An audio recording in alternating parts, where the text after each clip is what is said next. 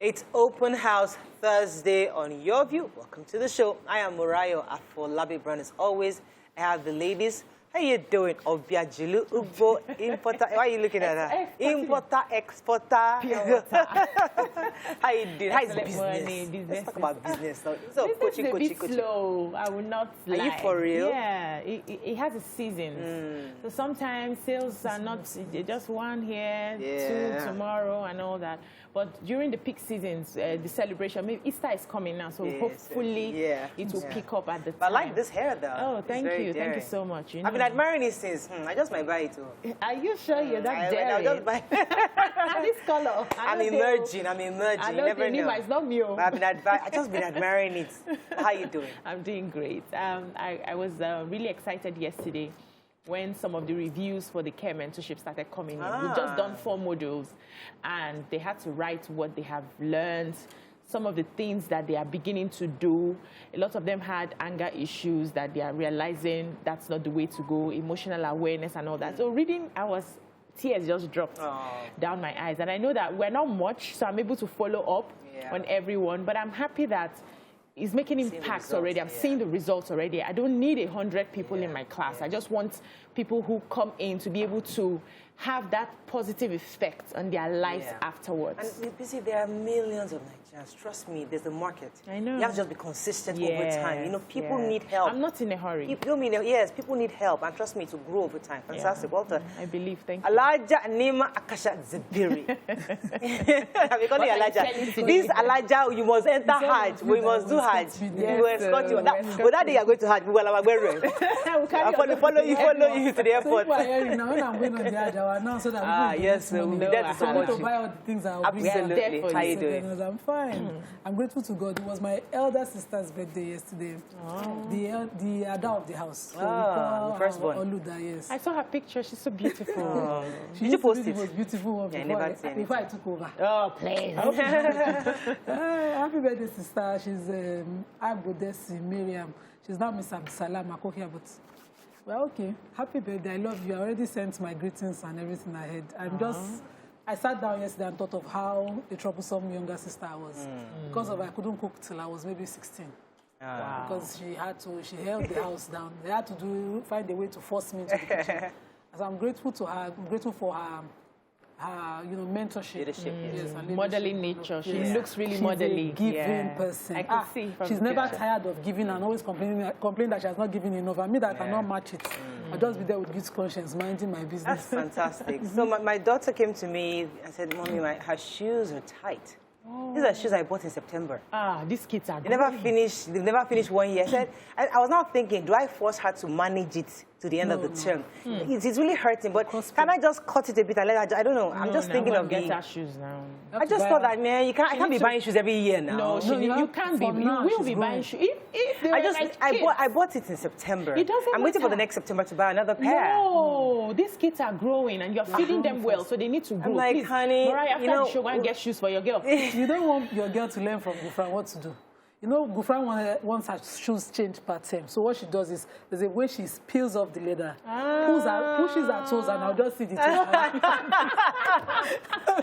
Because I'm like, at least you can walk, right? I said, Mom, it's pain. Pain is beauty is pain. Manage it. No. Feet pain, you cannot. You can't. I suffer from that. It will give her all that body. After the show, please go and get shoes. Please. Anyway, no problem. We'll see. I'll go to that. Expensive.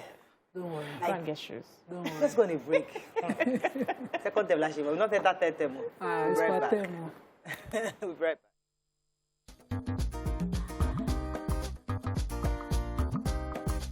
Stay tuned. YourView will be right back.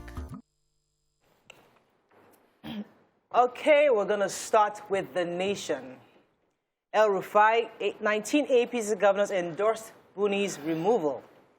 Picture here of a tanker burning in a filling station in Mushin. 60 returnees freed from Ukraine test positive for COVID-19. 7 men raped a 13-year-old.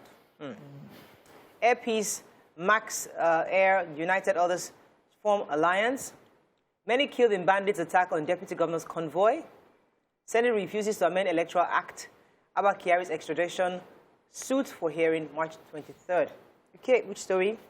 Let's start with the human interest story. Yes, I have two stories quickly there. So, medical doctor Miss Tura Shogunle yesterday narrated before an Ikeja domestic violence sexual offences court how a 13-year-old girl, was allegedly gang raped by 7 men in her neighborhood. So this happened in 2020, and they had accused one 20-year-old fashion designer, Rashid Fashola, who had pleaded not guilty.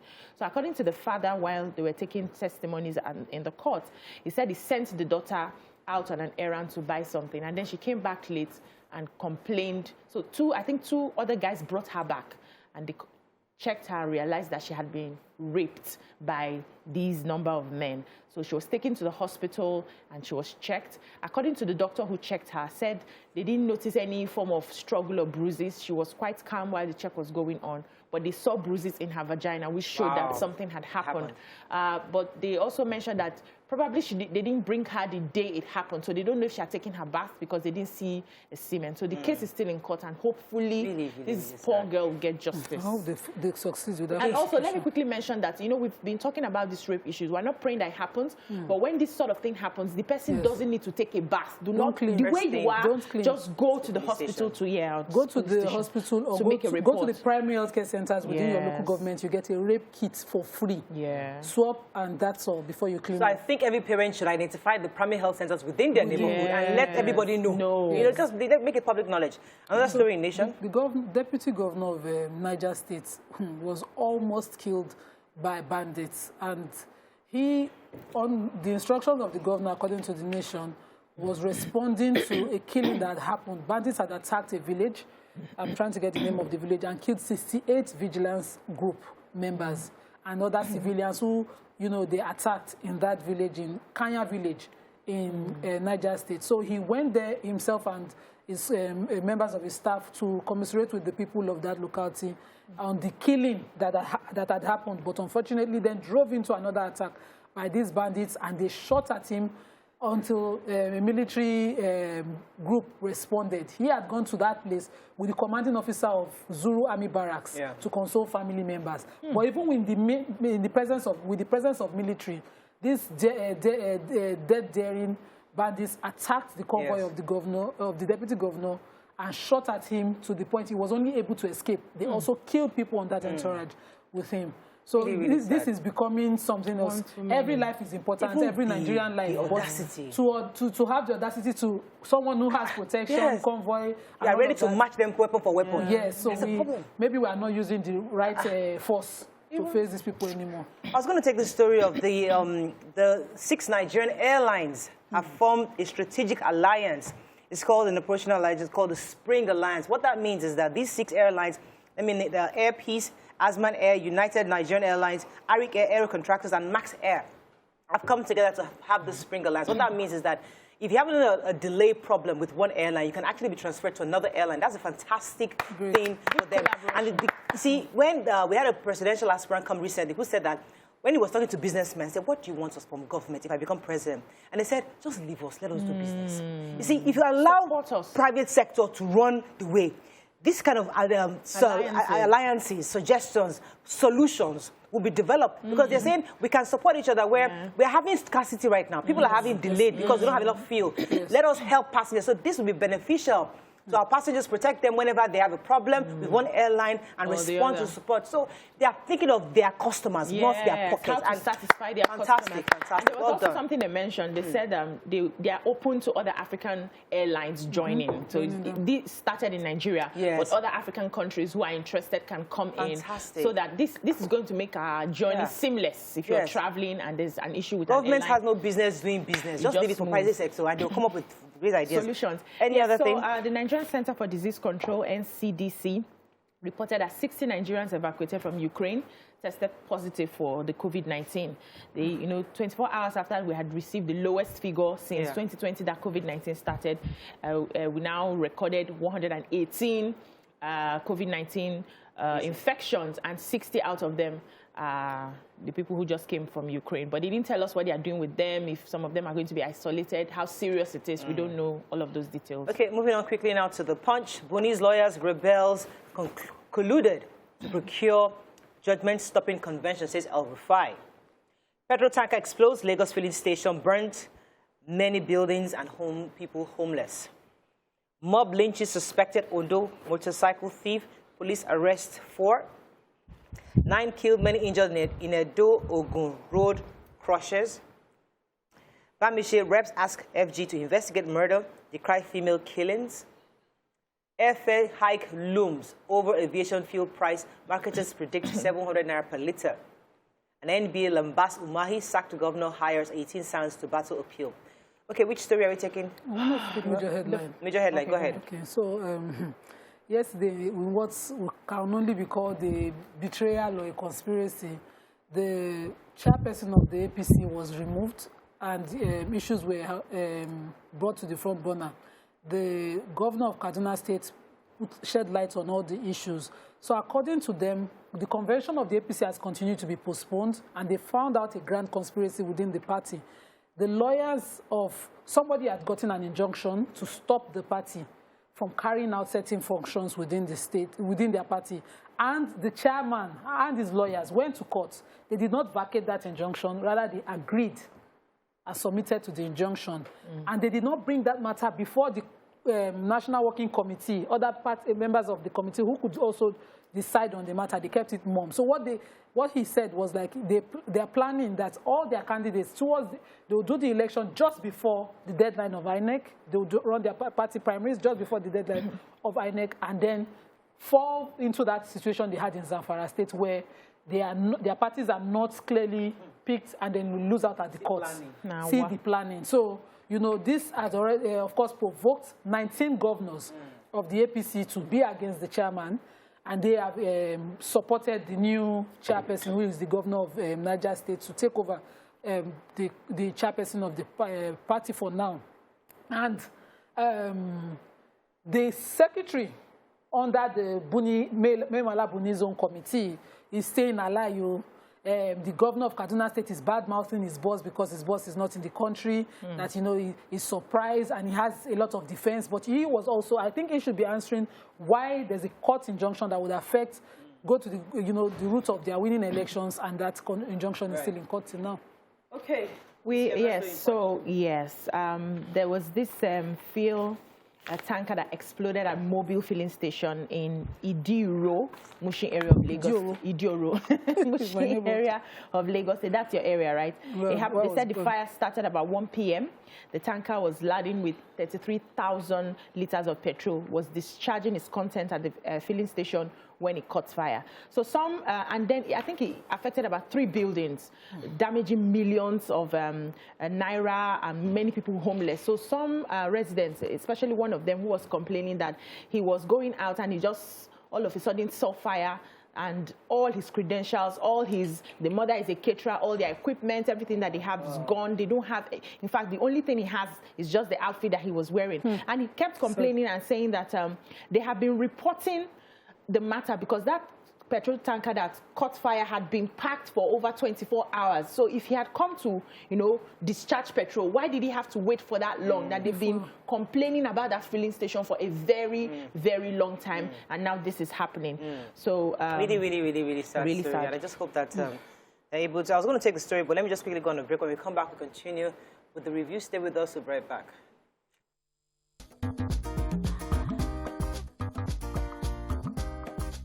Stay tuned. Your View will be right back.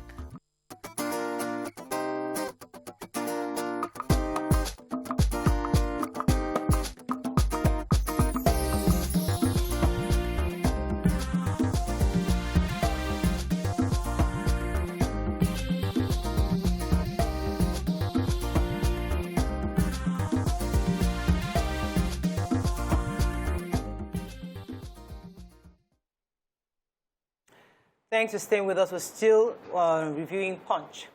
And I was going to take the story on the National Assembly have mandated this Committee on Police Affairs and National Security and Intelligence to ensure the compliance with the resolution of the case against Bamishe's death.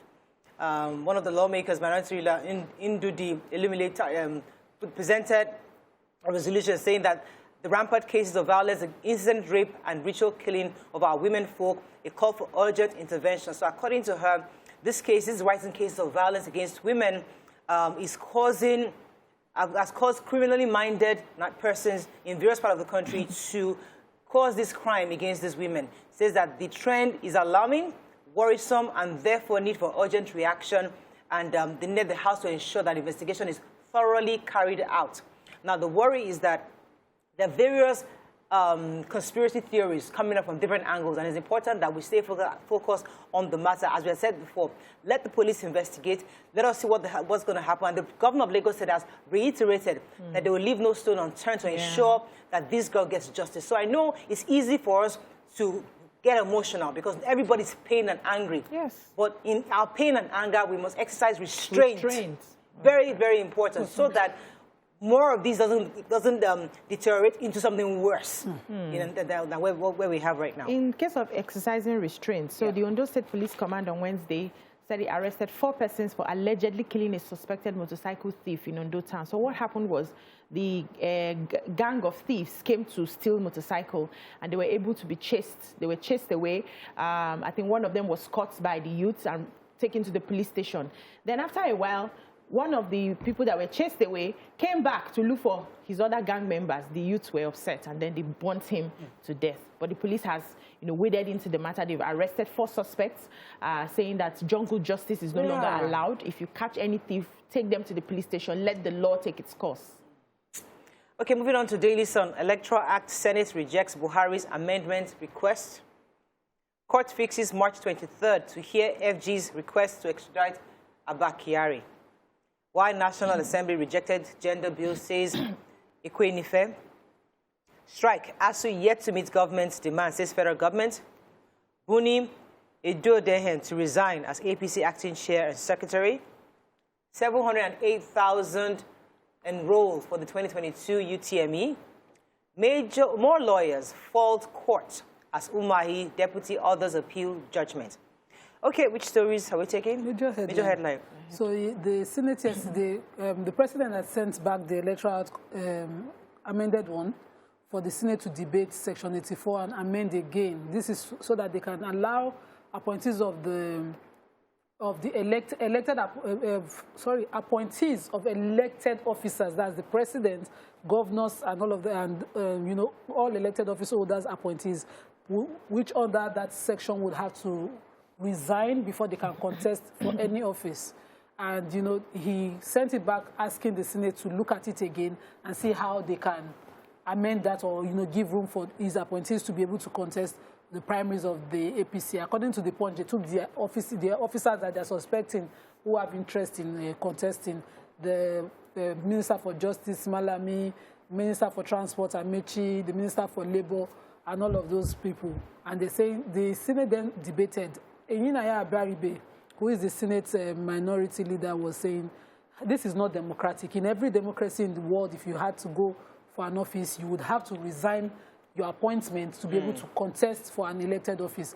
And so they just voted it out. So that did not go. But they also passed the crime bill. The crime bill is to ensure, to provide, I'm trying to get the detail of, the Proceeds of Crime Recovery and Management Bill 2022. That law has now been passed, and is to ensure that any proceeds of any illegality, any property bought as proceeds, anything acquired from the proceeds of any criminality or illegality can then be taken over under this new bill. So we have progress. Okay. Yes, so ASU, we know that they have been on strike since February 14 over the face of the federal government. And one of the issues they are highlighting is that payment platform, UTAS, which they want to use as against IPPIS.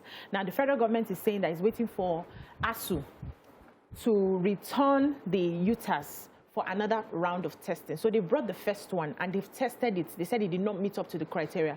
That with this sort of platform, they need to check certain things to ensure that it meets up to international best practices. And they know that ASU has designed it, but will it be easy for people who are supposed to use it to work? The finance departments, budgeting department in universities, the bursary department in the universities, will it be easy for them to use? So they are going to be checking it against criteria of the people who are going to be using it, not necessarily ASU themselves. And they say it has not met up to the standard. So go back, redo it, and bring it back since you are rejecting IPPIS. So it's been a back and forth. I don't know why. They don't want to settle for one Yeah. platform. And I don't know why ASU is insisting on using their own platform. I don't know what they're fighting against their employer. Yeah. Well, I know that this thing is still debatable. Let me take the story from the issue of the gender bills. I'm on that story this season. Go ahead. So the lawmaker from Anambra Central Senatorial District, Uche Ekwenefe, has said why the lawmakers did not vote for these bills. According to her, she revealed that some of her male counterparts didn't vote because, let me see what she said, most of the men did not vote because of culture, norms, tradition, customs, religion, and so many other considerations. According to her, they lobbied very vigorously to ensure they got their colleagues to vote. But unfortunately, many of them did not. But this would not deter them because they will continue to represent those bills, and they believe that sooner than later, they'll be able to get their colleagues to accept the 35% that we're demanding. You know, it's just that the thinking that we have to constantly try to make them understand. It's not easy, but it's hard. But I mean, I think everybody has said it generally that policy must change. Yeah. Because before we start seeing the difference we want, policy starts with the policy. So if we can't win with the policy, then we're not going anywhere. Yes. So we'll continue to represent. And thank you very much for clearing that up for us. Moving on quickly to Vanguard. Intrigues as APC tows Buhari's line zones chair to North Central. Umahi, deputy appeals sack by lower court, insists judge erred. Airlines groan as scarcity of aviation fuel bites harder. No preferred bidder yet for national carriers, says federal government. FG begins evacuation of stranded Nigerian students from Sumy, Ukraine. Oh. Bandits kill 13 soldiers, 5 policemen, vigilante members in Kebbi. And ASU to Nigerians, don't allow elected leaders destroy varsities. Okay, which story are we taking in Vanguard? Governor and because, you know, a court in a state had said he should leave office because of his defection, which is what we're arguing the day. Another court had said he should stay in office even though he had defected. And he got angry or said something out of anger that, you know, the judgment was executive rascality. He addressed the judge in terrible ways. But the NBA has called him executive rascality. The NBA in the state are saying that this is wrong of him. But in details, he has appealed that judgment in an Abuja Court of Appeal, asking the court to, you know, uphold his stay as governor till the end of his tenure. Okay, so I was going to talk about the update with Nigerians in Ukraine. So we are taking, I think you took the story yesterday, that the Nigerian Diaspora Commission had posted a tweet confirming that they've been able to get many of these children out of Sumy. They're trying to move them. So according to, let me read exactly, it says that in a tweet yesterday by NIDCOM, posted a video of students on transit to Lviv, a city in Western Ukraine. The commission tweeted yesterday that now on the train to Lviv, and that they were showing the fact that the Minister of Geoffrey Onyema had said that he's delighted and mightily relieved that the evacuation of Nigerians from Sumy has commenced. And according to him, their thoughts are prayers. So, I mean, there are lots of, a lot of worry being expressed across the country about the children in Sumy especially because they were being bombed and there are many of them were having to go into the bunkers for safety. So many of them are sending out videos asking and demanding that Nigerians, the government should bring them home. And we're happy to say that here from this report, it seems that they have begun commencement. Doesn't mean that they've all been removed, but at least the federal government has started. The process has started. Yeah. Thank you. Let's go on. Moving on now to another place, Nigerian Tribune. How much time do we have? Let's see. Okay, the Nigerian Tribune APC convention, we talked about already. Just ignore that story. 6 Nigerian airlines form alliance, we talked about that already. Why food prices may rise, says Afan. IU heads Osun PDP governorship appeal panel. Bandits kill soldiers, policemen in Kebbi. Police parade 200 bandits. 4 SAN, 16 other lawyers to defend Abba Kyari. Senate throws out Buhari's fresh request to amend Electoral Act. And Umahi appeals court judgment sacking him. Okay, story. We've taken almost all the stories. Okay, there was one that I was interested in. Food. What did they say about food? All Farmers Association of Nigeria in Oyo State said that they've expressed the fears that prices of food may rise in 2022. According to them, the exorbitant prices of farming inputs is going to be a factor. Wow. And they're saying that prices of chemicals are now more than triple of what they used to be. The same for the fertilizers. Land preparation has also gone from 5,000 naira to 12,000 naira sometimes, and 15,000 naira in other cases. He also said that the cost of farming inputs and other associated factors have driven up the cost of food. So they are saying that, yes, it's harvest season, but there's a possibility, strong possibility, that food prices will go up. And we can also understand why. It's already fuel scarcity is already there. Transportation is there. The cost of getting these fertilizers in, the cost of the dollars, getting the... So all these factors have ripple effects that come to us. The fish I used to buy 4,000 naira. I just realized they've been selling it 8,000 naira now. So I had to call my people to order. See, you will count it in pieces. I remember when I came to your house, I saw a bucket of crayfish. No, that's how we cook a lot in the house. Everybody needs, if once I buy this one, I'm not buying again. If it finishes, we eat whatever we have. And I can imagine a lot of households that are not making as much. How are they going to survive this period? I said we bought meat on today's Thursday. Yeah. We bought meat on Saturday morning. By yesterday it had finished. Whoa. And this is meat for the house. Whoa. I said, what did you do? We cooked. I said, we cook this. They'll not be cutting onions, pepper. They'll be cut, just to fry egg. You see the kind of rodo they'll put and onions they'll put. I said, this is onion, just one onion, one. They'll garnish it, now put everything. Everybody has to adjust. My children still throw food away. Please, no more. Tomato paste, that's our new stew. I can't come and keep myself. Let's go on a break. When we return, it's Thursday. It's our gisting day. Stay with us. We'll be right back.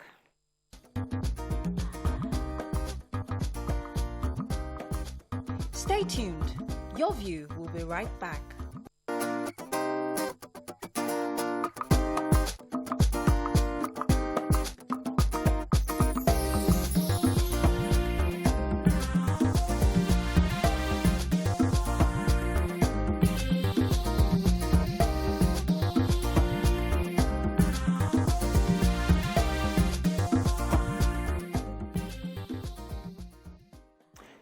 Thanks for staying with us. So, I must say first, your view, we don't like talking about people.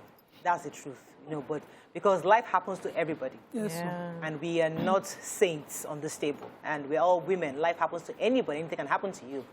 But we like to learn lessons from people's experiences. And that's why we bring up issues to highlight some lessons. Now, the story we're talking about is a story that has been trending for a while. Nigerians have been talking about it. People have had different opinions. But the angle we want to talk about this issue from is the angle of polygamy. How do we accept or understand polygamy in modern times? Now, the reference point, obviously, is the recent case of a popular celebrity, Mercy Aigbe, who's recently married a man who's a Muslim. And the story out there, obviously, the first wife isn't happy about that. And she claimed that she was Mercy's friend that introduced Mercy to her husband at the time. And saying that Mercy had been a problem in her marriage since her baby was 5 months. These are stuff she has said, and there are different angles to this. But the man has repeatedly said on camera in public that I am married to 2 beautiful women. Hey. Acknowledging that she's the first wife and Mercy is the second wife. So why is there still a problem is the question, because he's a Muslim and it's accepted. Why is there still friction? That's the real conversation. Although I know that there are different angles to this, but it's important for us to understand it. We're not in polygamy, we're not Muslims, but I know you're a Muslim, but it's something that we should have. So let me hear your thoughts before I come to Nima. I think it's painful when you have a plan with a man and then things go the other way. If you got into that marriage with an understanding that I can marry more, this is my, whether it's culture, tradition, or religion, I'm entitled to marry for, and I have hopes of marrying more. And we have a conversation. And then you start seeing somebody else, okay, I'm thinking of marrying so-so and so person. I need your blessing. The game is usually different when it happens that way, where you buy in the first wife into what you're planning to do. We see that in the olden days. It's even the first wife that will go around welcoming the second wife and the third wife, you know, just because she's been carried along. But the problem is where you have told me from the beginning that you are my one and only, Lori Ro. And after that, I now allow myself to bring in friends in the home, and then you like one of them who probably enters your eye, and all of a sudden you start doing something secret, and before I know, say Jack, you are married to that person. The pain is usually hits different. So what I would say is, I think women, we need to start telling ourselves the truth. Anything can happen. Life happens. In marriage, no matter how sweet it is, it can change tomorrow in a twinkle of an eye. Simple. Somebody can catch your husband's fancy. What do you do in that situation? Do you accept it as what is and find a way to move on, whether you want to stay in the relationship and, you know, focus on your children and all that, or go away from the relationship? Or do you want to keep being toxic? Because the more you complain, the more you are afraid, you are hurting yourself. The people have moved on with their life. They are having fun, taking pictures, going around, enjoying their new relationship, and you are taking in all of the pain, anger, which may cause health hazards to you in the future. So how do you now quickly adjust to what life brings to you is what we should be talking about. And also, monogamy is not for everybody. Let us tell ourselves the truth. I'll come to that. Let me pause you for a second, because let me get your initial thoughts before we dig further. What are your thoughts on the fact that it seems in this situation, polygamy is a difficult pill to accept? And how does a woman come around it? I'll come back to the issue you said earlier about being friends, because according to Mercy and Aigbe, they were never friends. Because talking about the toxicity they were talking about, it becomes more toxic when it seems that somebody is throwing in lies and trying to manipulate the situation. You know, but I mean, we'll come back to that, but let me hear your initial thoughts and we'll go to that. So, for me, polygamy is permitted in Islam limitedly. But the promise of the bed, also in Islam, people don't like to talk about that. Promise of the bed is also permitted, such that a man marries a young woman at the point of, you know, the promises you're making to her, you'll be my one and only and all of that. Glory Ro. And then, because life happens, you can change the promise of the bed. People, Muslims that are watching, go and check the hadiths of the promise of the bed. So when you're marrying a young girl, a virgin or something, the promises you make to her, you would uphold, or God will uphold it against you. That's in the hadiths. But because life happens, you have to change. What makes polygamy difficult is the disrespect that has been normalized along with it. So on the side of the wife coming in and on the side of the groom, even if you do not require the permission of the woman at home to marry another woman, you give her the respect and dignity that she feels had been taken away at that time. It is extremely important. And because you need to give her that respect, for the man, you need to have that sit down and talk. You need to retract whatever promise of the bed you made. You need to re-strategize whatever, you know, plans you have to keep certain promises. So a man that wants to marry a new wife and your wife is insecure and scared, you need to reassure her. You can't just come and say, well, kill yourself. And what kill yourself brings is what we call Ile Olorogun Ogbawere in West Africa, in the Yoruba language, where you see a lot of toxicity, such envy, such negative energy around the house. But men who have succeeded with polygamy have put it well. And they succeed with it every day. Then on the part of the woman coming in, you cannot come in. I was just talking to my producer for my rights radio on Tuesday after the show on our way home, that the problem with women is that when you come into a home, you say to the person that you met at home, who probably did 20 years, in the minimum, say 2-3 years before you are coming in, because rarely do we see them coming together. And you are saying to that person, whatever you have done, whatever sacrifices you have made, however you have contributed to this man, I don't care. I have come, and you will shift. Such insulting languages. No, those things don't make polygamy. Okay, so you come in from you're coming from a friendly point of view. You know your place. And you say this to this person, I have not come to upset you. I have come to make this home for you. No matter what sacrifices you then have to now make, because you are coming in when somebody has made it comfortable. This is what I usually say. Maybe when you married your husband, he wasn't the kind of man when she married him, he wasn't the kind of man you see now. She made him. Sometimes he made his mistakes on her. He became a more understanding man on her. She put up with a lot of things, and now he's a better person. You're saying all of that does not count. I really don't care. Mel along, we go and kill yourself. So, all this kind of nonsense. in that examples you've given, I understand. But if we go back to the reference point, the truth is that there are so many angles to this. Yeah. The fact that, according to Mercy, she and this person, because right now, Mercy Aigbe is a celebrity. This also changes the dynamics. Yeah. Because if a man marries BC today, and tomorrow he wants to marry Nima, nobody makes a big hula baloo about it. But if Nima is one of the biggest celebrity, it becomes a story worth talking about. That's number one. Number two, Mercy was saying that I'm not friends with this woman. Obviously, the woman lives in a different country. Yeah. So in her own mind, I'm not in your space. I have created my own space in Nigeria. So would you say that if I have created my own space, how am I affecting what is going on in your own side? That's one. That's number two. Number three is that, according to Mercy also, she said that she and this person were never friends.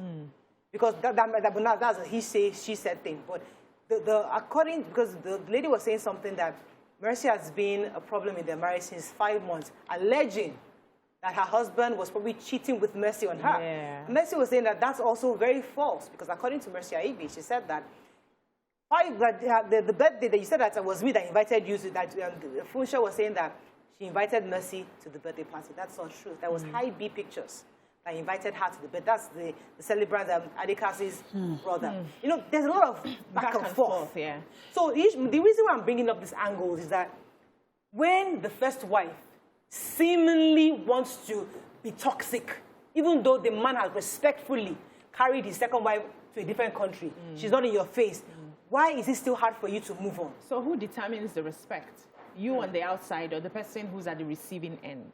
It's the person who's at the receiving end who say you disrespected me in such a way, okay?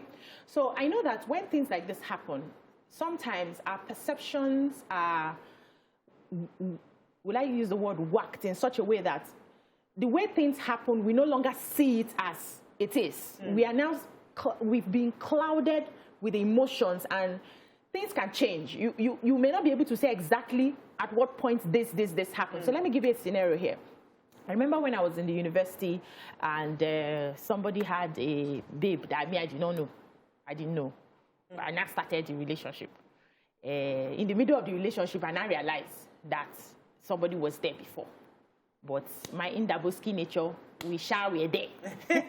Nobody stepped down. Because in my head, well, if you were that strong, I wouldn't have been able to come in, you know. And then I noticed that the person started becoming friends with me. She was coming close to me. She would come check on me, ask me how I'm doing, help me bake, you know, do things just to, you know, be my friend. And she didn't know that you were dating her boyfriend? She knew. But she was becoming your friend. It's a strategy. It's a strategy. So she started becoming my friend. But in my head, so when my friends will now talk to me, they're like, she's now your friend. I said, let's get this clear, because tomorrow it will be that I took my friend's guy. That's not what happened. You guys know I don't know this person. She's just coming close. So it could be that situation where you now realize that my guy is going out with this person. Let me paddy her. So that she will use her good conscience to say, I don't want to break her heart, she's my friend, and drop it. It could be that way. It could also be that somebody is lying in this situation. It could be that somebody is lying. Let me go on a break. Okay. When we come back, we're going to, because I want us to wrap up with the Mercy story, Mercy angle, and focus on the other angle. Stay with us, we'll be right back.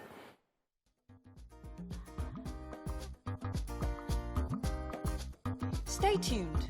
Your View will be right back.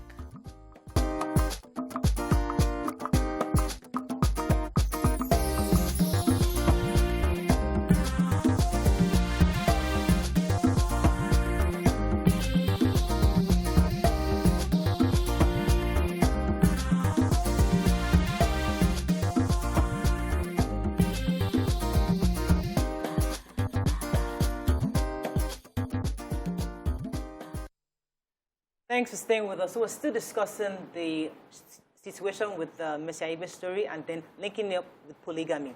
Now, I had the privilege to call Mercy last night to get her own side of the story.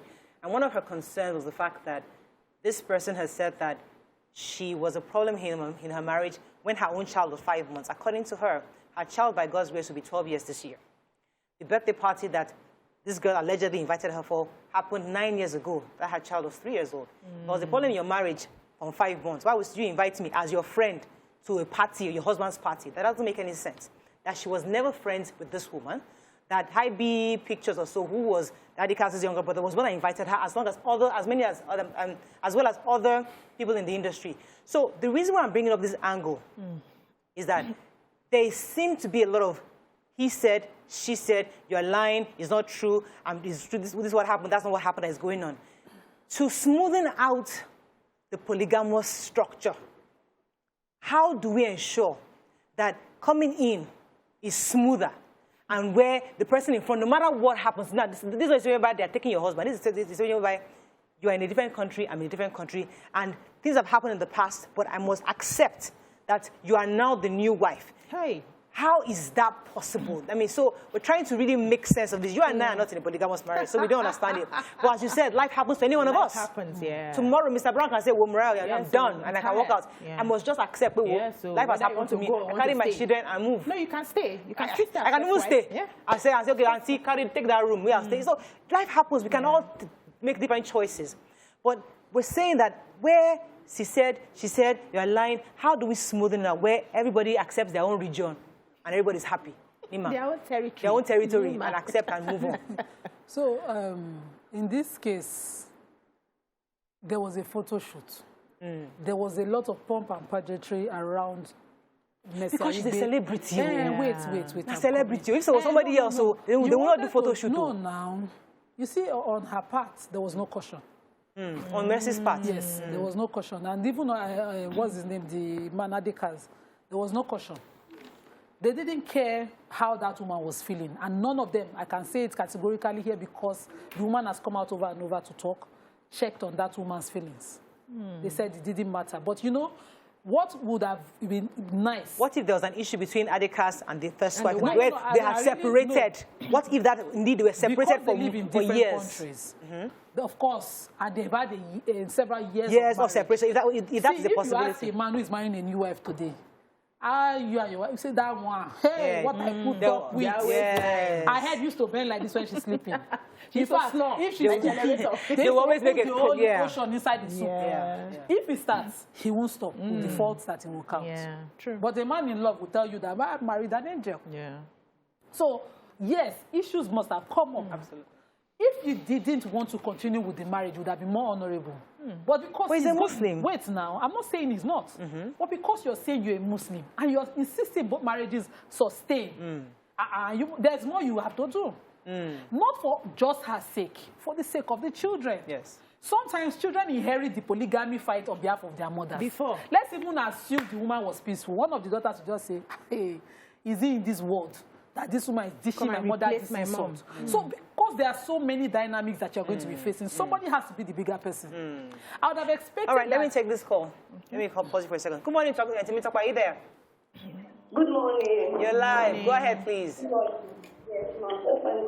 Please also make a contribution. Also, as a question, as a Muslim man, fine. I want to conclude on the current topic you are talking about now. So, as a Muslim man, since you are allowed to marry more than one wife, why do you then go to court and vow that you are going to marry only one wife? And why is there no penalty for that? Okay. Oh yeah.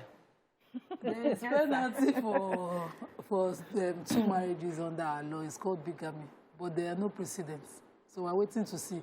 So it's just one of those laws that clash with culture. The people don't believe in it. It was a foreign law brought in under our Marriage Act, and our Marriage Act is as old as colonial times, so it doesn't belong here. Our people here, they can go to, they can have anywhere, they can do customary here, you can do registry 3 times, 10 times, now it's just for the pictures. So the way we do and the way we live is clashing with it. But this is what I was saying about Mercy being the bigger person. So you know you're bringing your alter ego, you're bringing a lot of things into that marriage. For the beginning, at least, well, for the meantime that you're coming in, can you be more about the family you're trying to come into, the existing issues that are there? Sometimes the man might truly have issues with his first wife. A bigger woman will say, I am not part of that issues. Can can you, for my sake, settle so much as you can? You understand? Okay. And you be that bridge. So that that woman, even when she's coming at you, she's coming at an innocent woman in all class. Okay, so let me pause you for a second because I have a caller. Good morning, Mr. Hassan. Good morning, Morayo. You're live. Go ahead, please. Please, let me correct one notion. This issue of jealousy has nothing to do with whether a woman is a Muslim or Christian. Our Muslim women are not comfortable with second wife. And it's a natural thing with women. No woman will ever welcome it. Leave religion out of it. What I'm seeing here is about women trying to flaunt their husbands. You flaunt your husband to your friends to show them that you are on top of the world. And women, by your nature, anything flaunted at you, you would like to have a taste of it. What I'm seeing here, a lot of women are victims of that. They invite their friends to their homes to flaunt how they are in charge of their home and how comfortable they are. To the extent that even their junior sister will begin to know the ambition of having that man as their husband. Women need to control themselves. Yeah. Look, when you talk about Muslim women, recently, our Muslim sister killed her husband in natural state because he brought in a new wife. So leave the issue of Islam out of it. It's a human nature. Yeah. And you, educated woman, should be very, very careful with this. Right. You are very good in trusting your husband. You are a child. You are this, you are that. Thank you very much, Hassan. So, Hassan, calm down now. So we should not have friends again. We should not invite friends to our house again because our husband. No, it's not that. It's not that. It's not But like let me talk about what Nima said earlier, because when a woman gets married, yes, I wouldn't want to use it to flaunt. But you're happy, you do a photo shoot because you just got married. Yeah. Would you say because you're a celebrity, you shouldn't do photo shoot? You shouldn't have your friends come and celebrate with you, because you are a second wife. So it's also being the bigger person. I mean, everybody, the three parties, the man, the first wife, the second, all must be mature. You understand? Okay, this is her time. She's shining. She's trying to do photo shoots. Now, because she's a celebrity, bloggers will pick it up, they'll splash it all over. If she was a private person, nobody would even they'll do the photo shoot and move on. Yeah. But because she's a celebrity, so now, should the first wife therefore understand and accept that? Let's arrange the first question. Let's arrange the photo shoot well. So nobody knew Messi was married until he made the news. Yes. Yeah. So the marriage, the wedding ceremony, why did that make the news? It's the ceremony. Marriage now. No, it didn't make the news. Then the photo shoot was now to address that I am married. And if you stayed it, and the husband himself has been very, the husband himself has said it repeatedly that I'm married to 2 wives. He has even been very careful not to talk about his family, because he also respects his wife's place, first wife's place. He has been very careful, even his children. Yes, he has been very respectful. He didn't say a word about his children or even his friends. He's been very, very quiet. So respectfully, he's also trying to keep away from this. So I'm saying that what is even the role of the man now in this situation where you are the one marrying this second wife? Well, how do I ensure I protect both sides? Because you love, obviously, both women. So and you're going to have children both. This is where empathy comes into play. If you decide to marry a second wife, you must have enough empathy, love and respect for the first woman, and you must show it. And also get your second wife to show that respect, love, and empathy towards that. So just put yourself in that woman's position. How would you feel if it were you? And even God frowns at it. Take this story of Jacob in the Bible. When he went for Rachel, they gave him Leah, but his heart was after Rachel. And when they came home, he treated Rachel specially. And because of that, the scripture recorded that God afflicted Rachel with barrenness because of how Leah was mistreated. So even God knows and sees all of these things and will fight the battle of the first woman if you treat her. The scripture says, do not, I can't remember the exact word now, but do not forsake the wife of your youth. If you treat her in a way that is not pleasant enough, even if you are getting somebody else, God can afflict you. So we need to be very careful. This relationship I talked about in the university, when finally it was obvious that It was BC who won the heart. It was difficult for my guy to say, come and be going. It took him, he said, I can't do that. And at the time, something happened in the lady's family and she lost a loved one. It was just a very difficult time. He said, I can't do this to her. I'm just going to be quiet and let things fizzle out. And it took years. But what happened? I was patient because I understood how she would have been feeling. So if you're coming so you didn't stay in her face. You stepped out of it. I had to hide myself.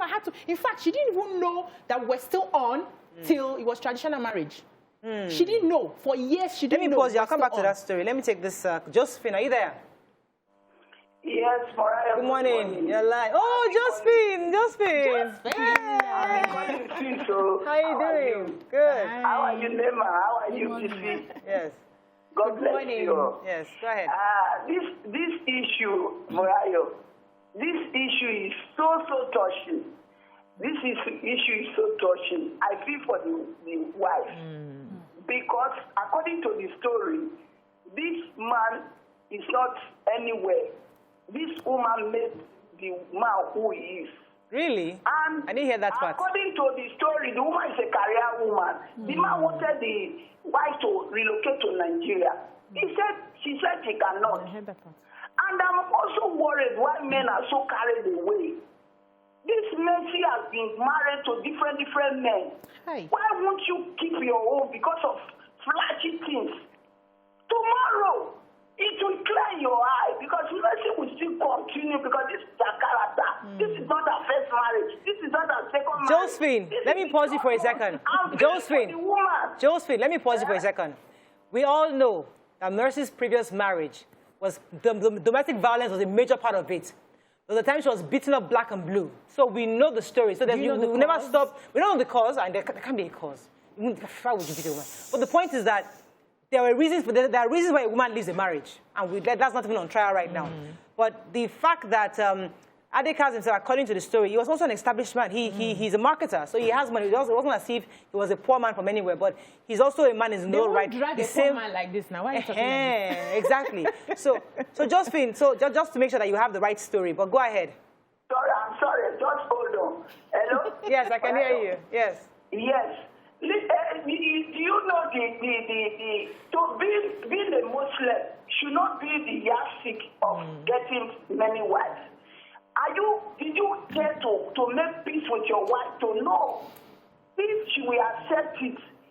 They should not be putting this religion to deceive people. How is the woman, the part of the woman, did anybody concerned about the woman's feelings? Because for somebody to come and break your home, it's so easy. Thank you very much, Josephine. Thank you very much, Josephine. So you know, so in finishing my story, I had to step back and try as much as possible as not put it in her face. But if you're a celebrity at that time, even in university, where everybody knows you. Yeah, but everybody knew me in the university anyway. Okay. Yeah, so there was nothing I could do about that. Right. But luckily, he left school. He graduated, so nobody was seeing anything. We're just on our own in school and all that.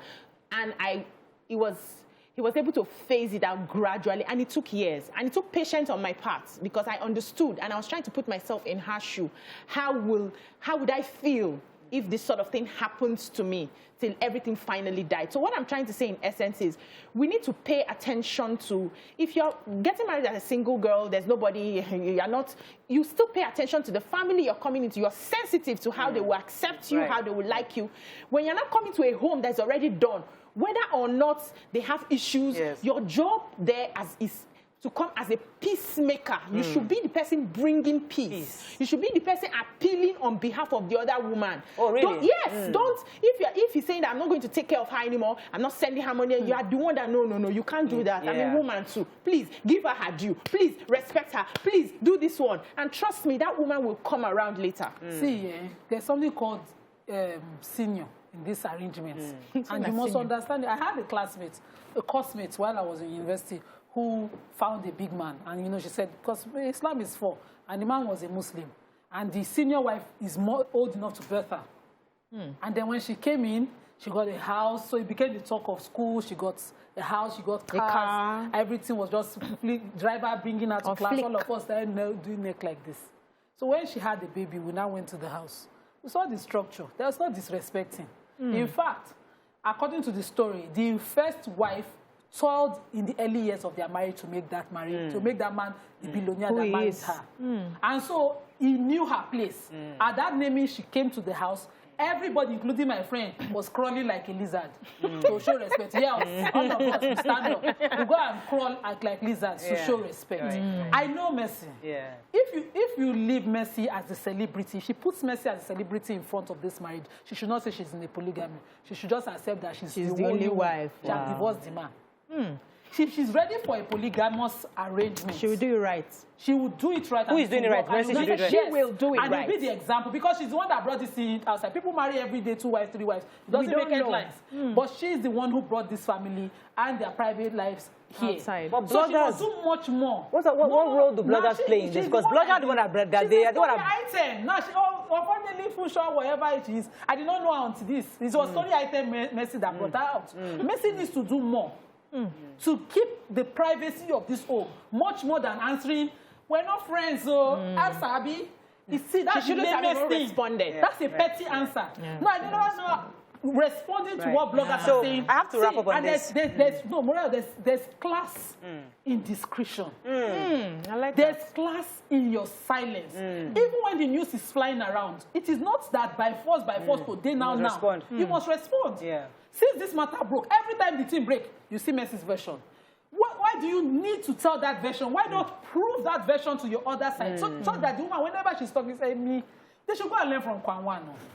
And the wives in Kwanwan's house. Even the one they married the other day, all the wives were there, their children were there. That's how polygamy is done. It does not become yam pepper scatter every day. Then Radicals is doing a photo shoot with you, and then they are showing old photos of him. They did not even have old photos. No, they did not show. No, even the woman. The person when they go their house, when they snap. Wait now, the woman. No, you've been talking since. You got your point. You made your point. The person has been stealing the pictures that they have been using. The person did not steal any photo shoot in their parlor. That's what they say. The woman that is claiming that she and Mercy are friends, she has never provided photos of friendship. Only better they use them. I beg, leave that matter. I beg you. I have plenty. Ask me and you for our photo. I'll bring it out. I'll bring it out. That's what they call stooping to conquer. Yes. Okay, we have to wrap up. She needs to learn to stoop to conquer, win the love of everybody, and win the love of the first woman. So if actually they had issues in the beginning, no, listen now. I'm listening. You're coming to somebody's home that has already been built. If they have issues in the beginning, the way she shows love and respect to this person, that one will just carry back and go, I don't have a place here. Two of you, I bless you, continue enjoy yourself, and then she will move on.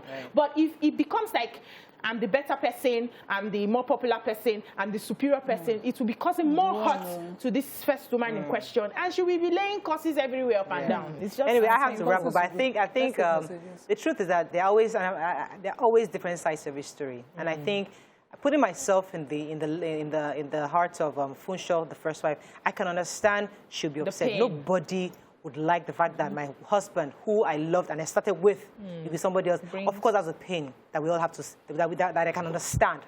At the same time, I agree with you that the point where Mercy came in, things could have been somewhat calmer. You know, understand that this is the second wife matter. But I guess, according to Mercy, they've been dating for a while, so everybody knew, but it was until the photo shoot came out that it became general knowledge. But just like you said, discretion. You know, there's a way you do it where that you do it quietly and peacefully, and there's no issue around it. Empathy. But at the same time, I don't think she needs any serious approval, you know, from society. You don't need to speak to anybody. You don't owe anybody any explanations anymore. Moving on, our own job here is to elicit lessons because we from your experience, because we had the story. They explained to us. So that's the public matter we have to wrap up. But polygamy is a reality that we may have to face and accept. It might happen to you, even if you're not a Muslim. It happen. They do side chick there. And then they buy side chick house now. You don't buy side. So all of us, no matter how, prepare your mind. Yes. So as a woman, we'll come to the messages now. So as a woman, if you are married and you're happily married, you're lovey-dovey, somewhere behind at the back of it, just in case. Just in case. What will be my option? Should I stay? Should I go? Should I position? Should I waka? Simple. And take messages. Take messages. Okay, first as Aigbe says, problem is many. Many of our Nollywood female celebrities, especially the Yoruba ones, are arrogant and have become marriage wreckers.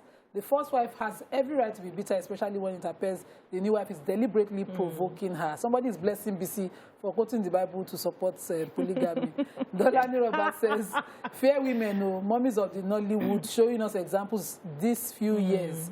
It's so disheartening why you all want to marry your friend's husband like when I know they fear God again. Don't be a friend's husband, no, Nigerians. Closer to your marriage is a no for me. Make I no come cry. All right, I have to go. That's all we can take on this. Move on to other stories. Stay with us. We'll be right back.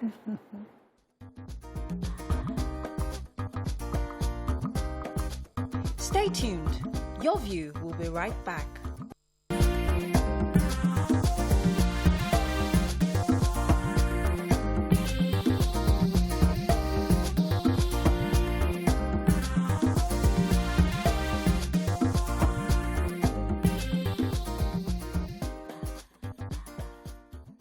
Thanks for staying with us. So Thursday, we like to talk about family relationships to learn from each other so that we can have a better society. So another story that caught our attention is a tweet that says, marriages in Nigeria and most parts of Africa are sustained by women.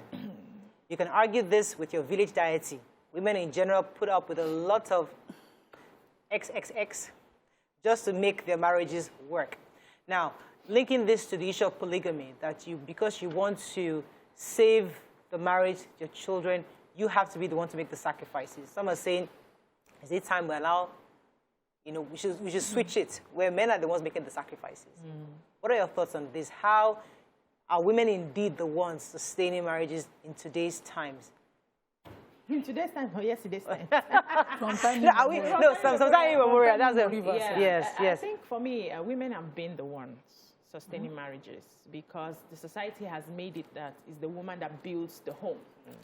No matter how crazy the man is, they get a lot of support for bad behavior, but the woman will not be allowed to even raise a voice or complain. They're like, it's not an issue, go and sort it. Go and beg him. Go and kneel down. Cook for him. Make sure you give it to him. Left, right, and center. Find a way to give him peace. Don't nag him. Don't do this, do that. And men are excused for their bad behavior. So because the woman is bearing children and not everybody will want to leave the home so that another woman will come and maltreat their children. They stay there and ensure that their children are grown. But we've also seen that when these children are grown, the women start acting. A lot of elderly men that I've seen are complaining that their wives now treat them badly. Because the wives now feel, I have nothing to lose. I've raised my children. One is in Canada, one is in UK, one is in this one. If you do, I'll carry my bag and go for Mugo. And these men are left almost abandoned. And when the children now see how their father has treated their mom over the years, they tilt their love when they grow towards their mother. And so it's not paying anybody. So for me, yeah. I like that angle. For me, the generation of it's only a woman that builds the home needs to end. It has passed. Women are now waking up. It's 50-50, bro. I think husbands are also, men are also waking up because lots of men are now participating. Yes, so what you just said is so important because they've seen that their mothers are obviously getting the attention. Their fathers usually are left because men, a lot of times, I know a man that was complaining bitterly that his wife has been in the UK for almost 8 months. The wife is running away from House girl has been cooking horrible food for him and he's tired. And I also know my mother-in-law was not able to travel because she had to stay with daddy for a long time. So I can see, when you said that story, I now remember that man lamenting seriously. Yes.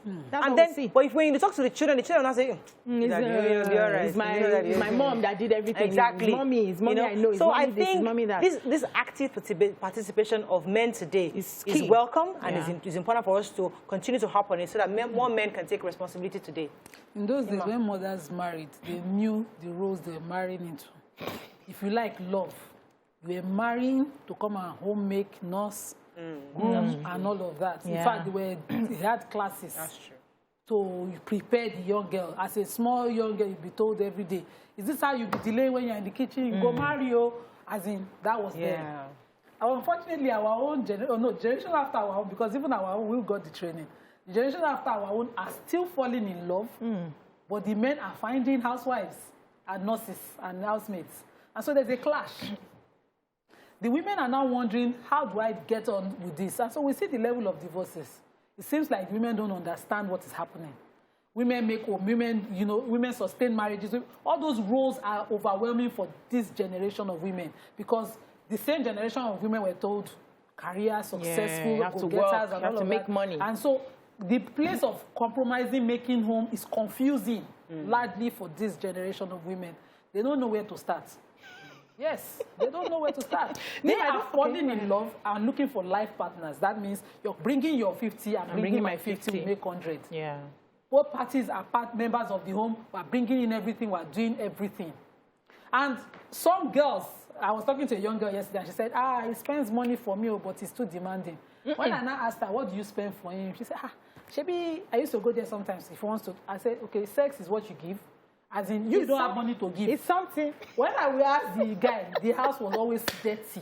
And you will come to the house, you will collect, but you will leave the house. Giving dirty. is giving. On a side Bring note, something. On a side note, Bring people don't talk stuff like that with me. I don't know. Maybe I don't know. You're too serious. No, if you have Like when younger people, I thought they, but they don't talk to me. They don't mention this. No, thing. you're too career-ish, serious. They've never, Mommy Gio kind of person. not Did they bring serious. prayers to you? Did they bring prayers? No, they don't. They just talk to me about I mean, they never come to me and say this kind of thing. I don't know why they tell do. me gist. You can ask. You can. I asked. So So these ones, I have a younger one I've been asking since. Nothing.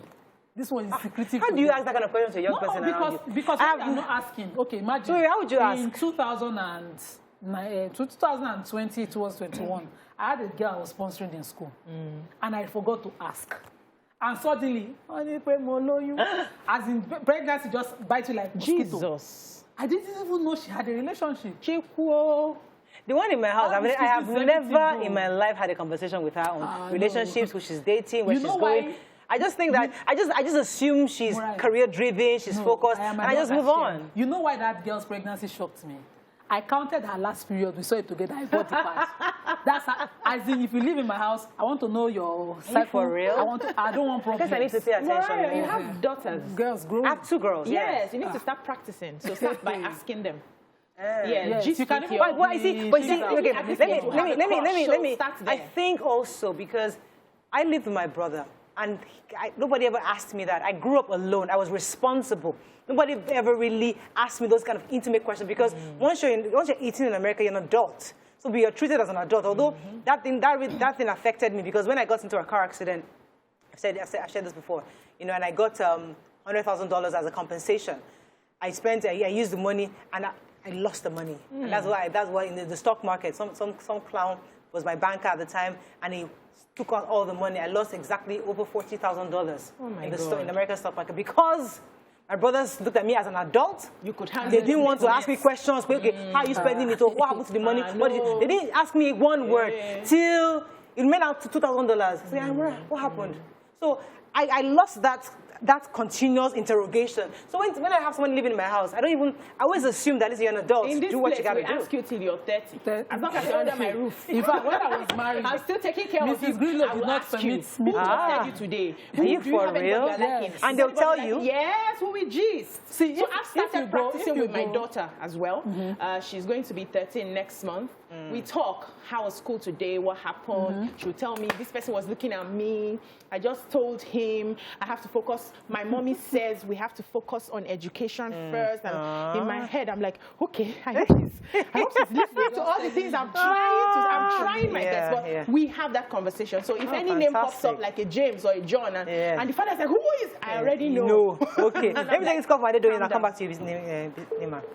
Oh, I think I lost that call. I'm so sorry, Back to Adeoti. our topic. Let's not deviate from No, what we can we're- deviate. We're learning from each other. Go ahead. What we're talking about when it comes to women knowing their roles and how they have worked so hard to keep their marriages. So I think times have evolved and we need to evolve with it. We can't keep doing things the same way and expecting to get a different result. So it was easier for our mothers at the time to just stay home and cater for the needs of the children, the husband, and everything, without the pressures of going to work, coming back late, pursuing one career and the other. Times have changed, economies have changed. People are, even when a husband and a wife are working, they are struggling to even feed. So it's not sustainable anymore to say, okay, stay home and nurture. Our roles have also moved, and that's why it's very important that the new marriages we're having now, you have an understanding that, uncle, we're doing 50-50. If as a woman I have to go to work early in the morning and your business starts late, please help me. Take care of the children, bathe them, feed them, take them to school. No, we have to. Because the truth is, you're not doing me a favor by taking care of your children. My daughter, my last born now, prefers the daddy bathing her. You say, once daddy is around, no other person except me or daddy. If I'm around, she wants me. If daddy's around, daddy will bet her. She's seeing that connect. Tomorrow, I will not come and tell her that your daddy is a useless man. She will look at me like, no, it's not the man that was taking care of me. She's following up in the program, and children remember. They always remember how the father has taken care of them. So if you're afraid in your old age that they will run away, sow the seed now. Your children will remember, and they will look after you. So we need to change some of the ways we do some of these things. Yes, but those days we had men that, did so much for their children. Now you are the special father. You your first daughter is already in love with her dad. No, I'm talking about you. You had a dad who was very focused. My father was involved. Yeah, my father was involved, but he had no choice. My father came from a polygamy where he had to be a big brother and sister to his younger ones early. So he transferred it to his children. And talking was normal. I appreciate that talking. But as a girl growing up, the first thing you want to do for your daughter, if you're as a man, you must connect with that girl. You must do something that, if your wife is away on Umugo, your daughter will be the one asking the mother, what will our father be eating? How will he be coping? For Muslims, I used to say to my mom, this one you are spending too much time. I'll marry for my father. Because he had the right to that companionship, So, that is how dare you? I said it to my mother several times. That you marry for your father. Yes. And I used to say to her, God save you so that you live longer than him. If he outlives you, I'll marry for him. I will never leave him lonely and be sad and miserable. I never. Yeah. But let's unpack that a bit also. So marrying, I will not use your dad as a trial, but when a man is a certain age, and maybe his wife passes on, you will say they'll marry a younger girl for him. And I'm thinking that young girl is like somebody is totally taking her world from her and putting it under a man who probably already has children that are older than her.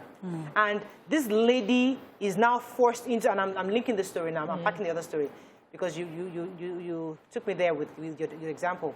And I've seen that situation where a young girl is married to an older man, fairly older man, who is old enough to be her father. She's there because, okay, he can take care of her, provide for her needs and everything. She's somewhat happy. But you're bringing her into an Orogun house where there are children who are older than her. When the man now passes on, she's left by herself. Difficult for her to remarry. My question, therefore, is that should we continue this practice, this cultural practice of marrying somebody for a father or marrying somebody for an older man? May I quickly address it since I started it? So, the children must understand their role. If I married for my father and my father passes, that wife, her children, are my responsibility. In fact, they will not lack. And if she chooses to remarry, her children will not lack. If I chose to marry for my father, even if you didn't, you inherit his children. That's Africa for you. You take care of. But there's no customary law that writes it out. This is just your own moral compass. This is you. There's nothing that the reference point that this is how. That's customary. That's customary. Yes. That's law. In fact, the younger children, the more dependent and vulnerable children, will be first provided for when they are doing traditional sharing. Yeah. They cannot be left to say these ones have grown. Immediately they are giving the elder ones, this is your buro, till school to finish. That's how they arrange it. But it's more wise to, when you're marrying for your older parents, to marry someone of their class who is just a bit more healthier. So that in case there are any things that they're adjusting to, you don't have to then be in their marriage. Let me take that, because we need to talk more about this. Let me take Adeoti. Adeoti, are you there? Hello, Adeoti, are you there? Hello, yeah, I'm here. You're live. Go ahead, please. Yeah, good morning. Good morning. Good morning. My own, can you hear me clearly? Very clearly. Okay, good. Thank you. Yeah, my own contribution to this topic is different a little bit, because every man, advice for every man, because an average woman wants to take ownership of the house. Of course, we know that. Understand? But for me, every man should take a responsibility of, that developmental stage of every child, the house. Because whether you like it or not, an average woman is selfish.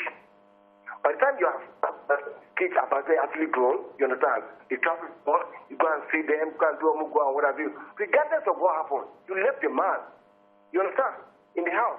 But at the same time, between men are polygamous. I didn't hear most of what he said. Yeah, out of discipline, we tend to like, okay, let us stick to one wife and one. I don't know, it's not very clear. Can you hear him?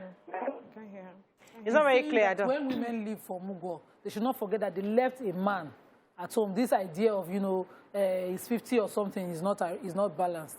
So they are running away from their husbands. Let's talk about this marriage thing, because the culture is so rampant within us, where when you see a man that has lost his wife, within 1 or 2 years, if I want to smuggle from one place and say, now putting her entire life pause, obviously. Well, they are not forcing the young girl now. Nobody's forcing you to be in the relationship, and I don't see underage girls taking to cater for his adults who have decided I'm in love with this man. I want to spend my life. They're sometimes I have a living example. So if you was it okay? That was last year. I lost my stepmother, and my father was now he had to be alone. All the kids are grown and out of the house. I just realized that there's somebody in the house now, for real? 28 years old. Are you serious? Yes. It was her choice. I've spoken to her.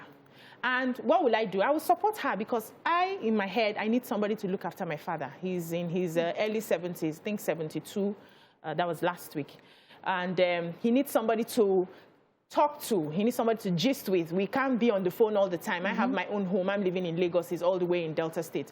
So it would be insensitive of me to say, no, daddy, you cannot remarry, or you cannot do this one, or you cannot do that one, or you cannot be happy. Or well, every night I'll hold my own husband and be robbing him, and there's nobody to look after my father. It would be unfair. Why does a 70-year-old man need to be looked after? My father is a sportsman. He is strong. He will need somebody to at 70? Companionship, basically, not looking after, so to speak, but companionship. And he's okay. He can afford to take care of the person. I know what I'm saying. Okay, let's leave it. Let's not put it away. I'm talking about I just gave that example because some parents, somebody chatted me a few months ago, a guy who is in his late 30s, that they were having fights in their home because the mother had died like 5 years now, and the father wants to remarry, and he was not having it. When I finished him, I said, you are selfish. You are married. You have your own home. You don't want your father has stayed for 5 years. You don't want anybody to marry him. Why? That's wickedness. What is a 70-year-old man doing with looking for a wife? I don't understand the question you're asking. Wait, what is a 70-year-old man looking for a husband? Because I'm a woman. I don't understand. A man wire differently. We're wired differently. What does a man 70 years? Wait. Let us understand this.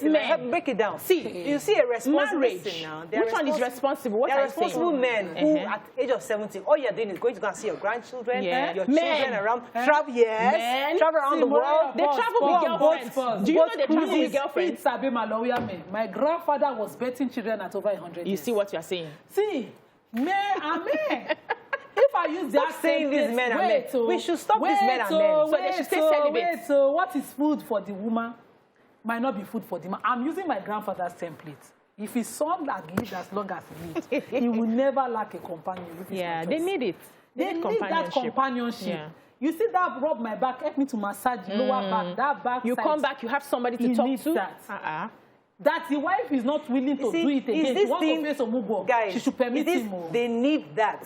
This is why a pastor who loses his wife under 2 years, 3 years, going to start finding another wife. He's a pastor. He was first a man before he became a pastor. No, why pastor is a title?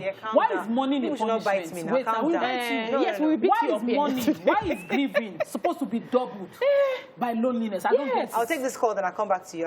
Johnson, are you there? I sent for the woman, Sha. You're live. Go ahead, please. Let me think of my response. We can't hear you, Johnson. Go ahead. Speak up, please. Speak up. Hello, can you hear me? It's a bit low, but go ahead. Yes. Okay. I'm Pastor Johnson. Okay. Pastor Johnson. I'm calling from Kaduna. I'm a fourth-time caller. Welcome to the show. Now, what I do, if I want to do marriage counseling for any couple, I tell them, you the man, you are the head of the family. Consider the family as a company, and you are the manager. But the actual owner of the home is the woman. If you have that understanding, you're not going to have any problem. Women play very, very vital and important roles. The last Valentine, we had a program, and I told them, myself, I don't have problem with my family. Why? I know women are money. So when my children come if they need anything from school, they need their mother directly. Mommy, we need this, mommy, we need that. They don't come to me, during their school fees. But I make sure I settle their mother on time. I do everything. So if their mother does anything for them, she not go and tell Daddy, thank you. She's a now, good what woman. men should understand is this. The Bible says, a wise woman keeps her home. The Bible is not a wise man. Why did the Bible say wise woman? Because God knows the role of it. That's why he has to put Adam to sleep and created the woman. The woman is very, very vital. The probably men like it, I know some men will not like it, whether you like it or not, they play a very vital role in sustaining and keeping home, except if you want to deny it. Right. And it's very important for us men to come to that reality and understand that the home belongs to the woman. If you do that, All right. you continue to. Thank you very much, Pastor Johnson. Okay, going back to the issue, let me try to help you understand my perspective. My perspective is that I think we need to begin to change that narrative, that is how men are. We can actually begin to say we have responsible men who say, I have married somebody. Unfortunately, she has passed on. She left me with 4 children. I will dedicate myself and my time to counsel those children, to be their guide, to travel the world, to learn, to give back to society, to the community, to do stuff, to give back to the country at large. Let's stop making it look as if every man, because, oh, you are 60, you have some cash with you, you must marry one small young girl to be rubbing your back. It's not necessarily. Yes, if you want to. Mariah, but I don't want us to continue the narrative of, they are men now, there's a man. What does that mean? Mariah, the truth is a man and a woman that needs this. But society does not permit the woman. So some of them find a way to just manage themselves. And so as women are managing, let men to manage. Some women are broken out of that to say, no, I need a companion. I need somebody I can cry on. I need somebody who will talk to me when I come back after a hard day's work. I need somebody to pat me, to tell me I'm doing okay. Some women are breaking out of that. Would they allow her to marry a younger man? Who are Holland? Who won't hold on? Now you allow yourself to be held. Let me put it that way. Nobody hold you. You stand on what you want and you move on. As long as you are not cheating, something happened and you lose your husband, nobody has a right to tell you not to move on. Because the truth is, the person who has died and has gone. Life continues and you need to move on. If it's your thing, everybody has needs and we cannot suppress people or hold people from meeting their needs because of societal standards or what we think is the right thing. So you sit down and you're assuming a 70-year-old man does not need to have urges. I think a 70-year-old man these needs are overrated, BC. They are overrated. No, they are not overrated. They are. Because this one, it's not me that married this person. It was him. I heard the story and I called to confirm. So he is different. Yes. No. A lot of men are like that. Don't say a lot of men. No. Some men. A lot of men are like that. A lot of men are still, for some men who are enough to, they are okay with paying attention to their children's needs. They suppress all of these needs and they feel, okay, my children are still small. Let me wait a little for them to grow before I move on to somebody else. I know a man who is in his 60s. His wife died of cancer. He hasn't been able to move past that. He's still grieving, and this is like 15 years or so ago. He's still with his children, and his children are all adults. He's comfortable. You like him grieving? No, he's not grieving. Suffering. No, he's not suffering. No. He's happy seeing his children happy. Okay. He travels every time. He goes on boat cruises. Okay. Now I hear he's even running he wants to run for office in this country. Are you sure he doesn't have a side chick? See, let's be upfront. He has told me, Mariah, I don't have a side chick. Mariah, listen. Most of these men who don't come out to say, I want to take a wife home, have people on the side.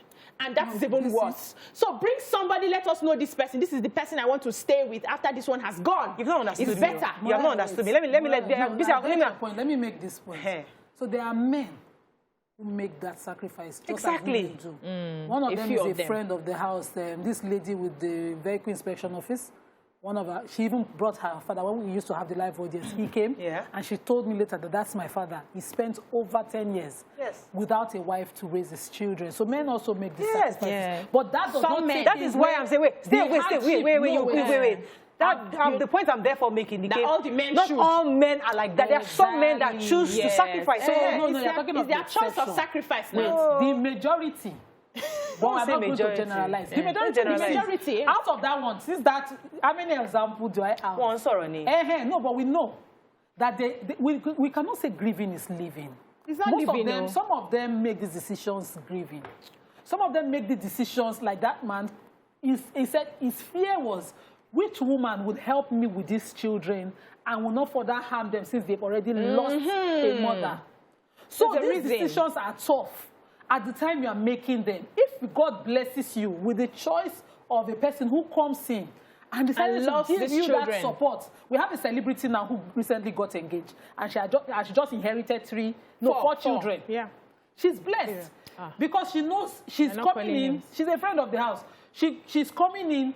She's blessed with children already, and she knows how to give them love. And yes, the father too. So everybody's eating their cake and balling. All of them are happy. Nima, sorry to put you on the spot. Okay, yes, but if your lovely wife, your lovely mother, who just lost her husband, comes tomorrow and says she wants to get married, would you allow her? Yeah, I will sponsor wedding. I like this example because it is one of the silent sooners. We brought emotions in. In my religion, you see needs of the other room are well legislated on. Really? Well legislated on. But you will now see people be quieting on the matter. No widow should be punished beyond losing a partner. I don't like that. No, don't make that assumption. You always assume I don't like the other room. You always speak against it. No, I'm not speaking against it. You always want to go the moral route. No. Find a way to take care of the society. The reason why is because I think that people make it look as if the other room is the most important thing in marriage. It could be for me. No, it is not. For some people, it's not the most important thing because there are people who are refusing to talk. And that they've survived years without the other room, and they're still happy in their marriages. But they're not talking because people like you are saying, oh, other room or not the other, and it's not true. Let me tell you, you can live in a successful marriage without the other room and still be happy. Let's explain. Yes. Because we are a patriarchal society, men, when they lose their wives, don't lose their means of income and support. They're usually the provider. So, they have the means to provide, and so they can take a wife. But when women lose their partners, they are overwhelmed with where the next meal will come from. They totally forget their sexual needs, and they do have They suspend it. Let me take they kill it. Not that they don't have. Well, that room is overrated, I keep saying it. It's not. Are you there? It's not. Yeah. It's a side dish. You're live. Go ahead, please. Hello? You are live. Go ahead, please. Okay. Good morning, Mariah. Good morning, sir. Good morning. My name is Johnson. I'm a first-time caller. Welcome to the show. Yeah. The topic you are discussing today is very fantastic. And I can tell you, I will say congratulations to all these responsible women at home and for sustaining their own. As it is for ladies, also for men. There are ladies who lost their husband early, who didn't marry throughout. I know some. I have an uncle who lost his wife around the age of 40, 42. And till my uncle died, he never remarried. So it depends on individuals. Yeah, some people can hold themselves, some cannot.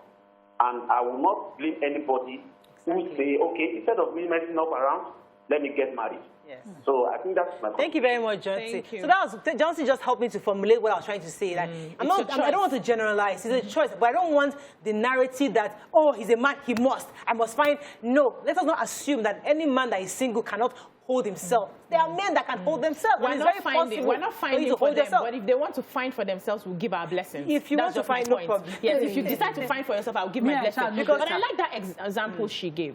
This celebrity in question who just, got engaged to a young celebrity as well who lost his wife.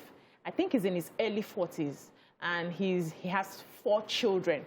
Would you say that he should just focus on those 4 children and not remarry? That's a very young man. A very young man. The last child is 3 years old. Oh, yeah. For someone like that, definitely, I would do. Why? So, as I said, I wasn't generalizing. I'm not changing. I wasn't generalizing. No, I thought you said. That's why I said you didn't understand me. Let's get it, though. I thought you said when a loved one passes on, you should just focus on raising the children, impacting life, going to church, doing this and doing that. She did not say focus on raising the children. She said you should just mourn and respect his death. Respect her. So why are you not saying this man's case is different? I'm saying, maybe I didn't say it properly. What I meant is that if this kind of person can choose to remarry because he's allowed to. My worry was when he's 70, or maybe late 60. You're over 70. I'm not a 40-year-old man is a young man, definitely. We are 70 years old. Your children are probably all married. I have grandchildren. It's nothing but a number. Hey, leave that matter. So 70 years old plus. what are you looking for marrying somebody Age again? is nothing but a number. However, listen, I said, listen, everybody, it's your different choice strokes at the end for of the different day. folks. That Different 70-year-old man may be feeling like he's 40 in his mind. Like, I feel like I'm 16 in my mind, and I'm going to feel 16 for the rest of my life. Wow. Do you understand? So it's a number. You are the one calculating because he's not a grandfather. He shouldn't need this and shouldn't need that. His body may be responding differently. So allow him and give him your blessings. You can control your body, BC. Every human being can control their body. We have to wrap up. Let's take a few more messages and we wrap up. I wanted to say this, go ahead. that you can control your body is good, but you need to have a level of mind, a balanced level of mind to live life well. When one thing is missing, you hear, I have back pain, I have body pain, I have leg pain. See YK is enjoying life at 60. Oh. And everything that we are talking about, plus including the other room, is available. Oh. So you have a properly healthy person, you know, to enjoy life. Balanced, holistic life. Let me take Kelechi. I'll take a few more minutes. Kelechi, are you there? You don't just exist. Good morning, you're live. Good morning. Go ahead, you're... Good morning. Good morning. Please, let me start by saying that some of these sensitive issues that border on marriage, is it possible for you to, can it be recorded, you know, and be sold to, you know, some people like me? Because I need it. Sometimes, I know they get light, you know, to complete this message. I know they get light. They will soon, in 20 minutes time now, they'll take my light. So if it will be possible to record some of these messages. Uncle, we've passed the record level. It's on social media. Uncle, what century are you living in? We're in social media. Uncle, Kelechi, it's on YouTube. Wait, nobody's recording. No verse. Nobody's. The last caller, my anger be saying, wait, Morayo. Why I called is, my reason for calling is this. The last caller, Pastor Johnson, called and said that the home belongs to the woman. The thing does scatter my head. Who made home? Who apportioned? Who gave that authority to the woman? I don't know. I don't know how to react to this. No, I agree. This is what Miriam said the other day, that a primary care a woman is a primary caregiver and the builder of the home. This is the very thing they teach Christians in churches, especially in Pentecostal churches. That is why our women today do not have respect for their husband, except their pastor. You can hardly see an average Christian sister respect her pastor much more than the father, much more than the husband, much more than the father, much more than the father. Listen to her make a Christian sister. Once she's making a statement, she make references to the philosophies of her pastors, the do's and don'ts of her pastors. She will never mention her husband. Because her husband is invisible. Their husband is invisible. Their father is invisible. So you understand? So I don't know. Thank you, Kelechi. Kelechi has given us another hot topic. We'll treat it another day. It's a good point. That's a fantastic point, because we have the pulpit has somewhat saturated our entire being, that everything we say is based on what the pastor had said. And a lot of young girls are falling into that trap where pastor said this, pastor said that, where they're not even trying to grow with these men they're dating, to even get some, you know, where both of us are now sharing knowledge together. But it's a different topic for a different day, but I think it's worth talking about. But the Bible, we may not have any philosophy. Who will you now quote? Well, you can't read the Bible for yourself.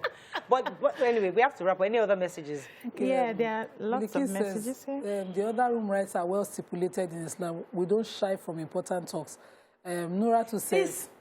This your Quran thing. We have to do it the way you just break down the Quran, because there's not like, okay, wait. Songs of Solomon now. Yeah, Songs is very, okay. It's very descriptive. Okay, go Nora ahead. says, please help me ask Nora if she will not allow her husband, if she will not need her husband's company at 70. He's my husband now. No age. Companionship is very important in everybody's life. So if he's not there, companionship. What I'm saying is that Delany says you should be able to sustain yourself before thinking about marriage. And this goes for both man and woman. Oh, certainly. Charlene Edward says, everyone is different. It is an individual choice. Some men are okay with being single. They find other ways of fulfillment. My neighbor is like that.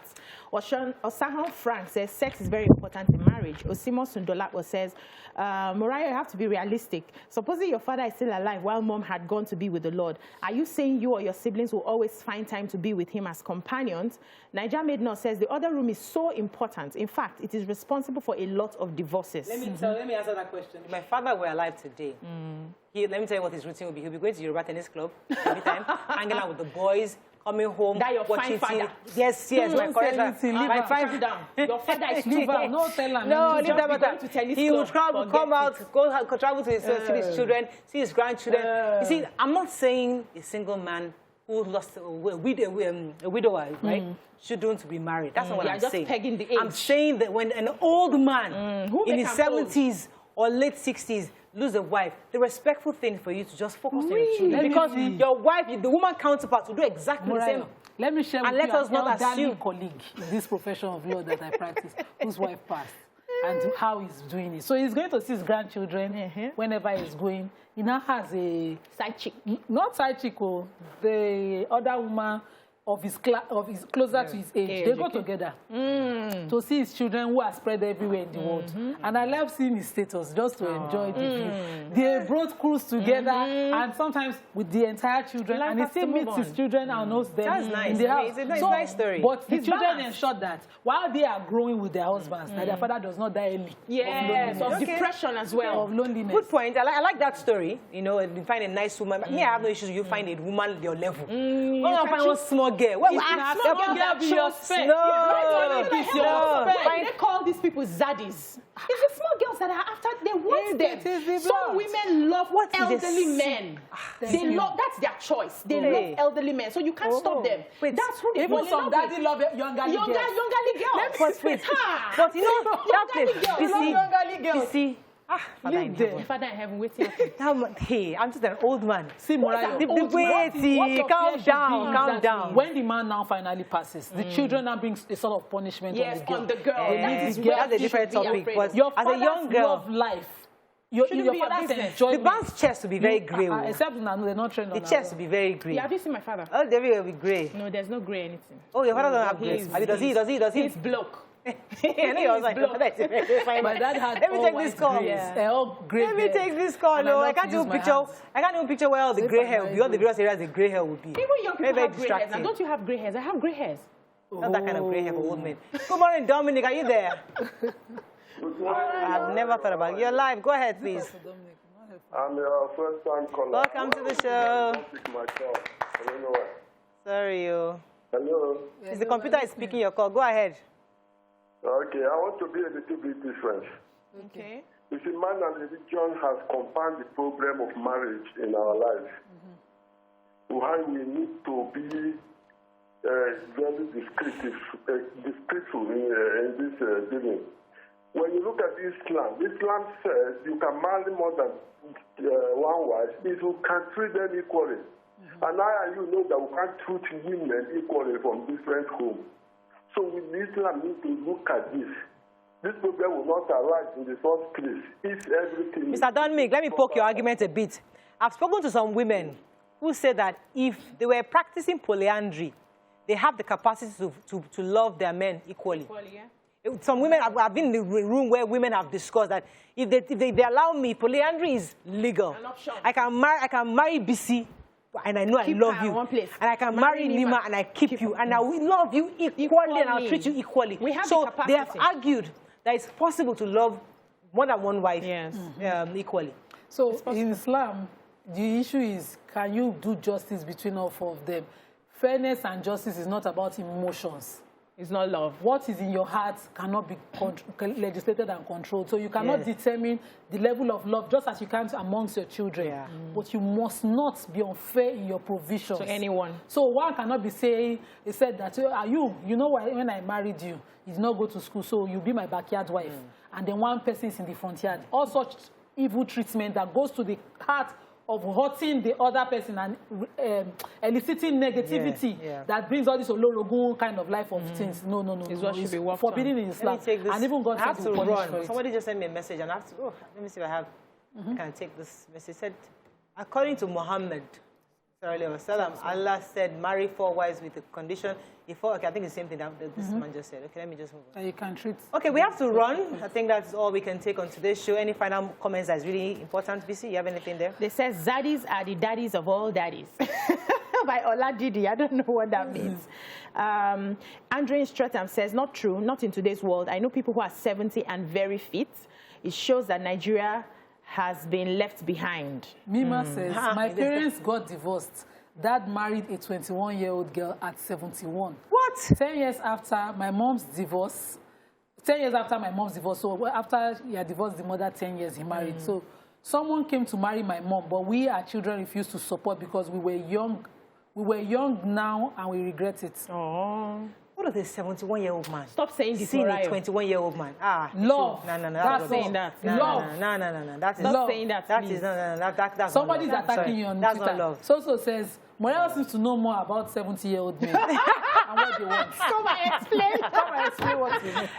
Baba's grandpa 71. No, stop saying that. 71 is not grandpa. No. 71 is grandpa. My grandfather was 21. You know, 21 is just 2 or 3 years from 18. No. What about many years from 16? People more and than their here. preferences. My grandfather It's was about very preference. active to death. That's In fact, height of irresponsibility. No, I disagree with you. Okay, thank you for disagreeing with me. We must agree to disagree. disagree. Tomorrow. Bye-bye for now.